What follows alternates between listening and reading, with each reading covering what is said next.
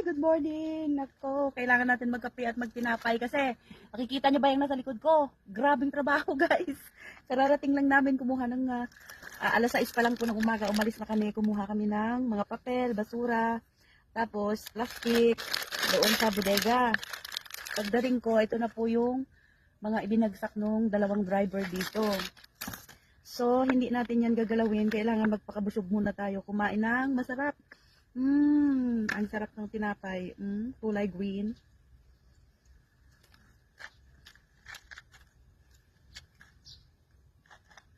Magtago-tago lang muna tayo guys. Hanggang maubos yung ating kape at tinapay. Voice over muna tayo mga guys habang magpe-text konti ang Madam Sitang. Ayan. Hindi naman po yan kakain pag hindi talaga gutom ang tiyan. Maaga pa po yung biyahe niyan. Kaya pagdating, ganyan pa yung trabaho na madadatnan. Ukay-ukay. Grabe ang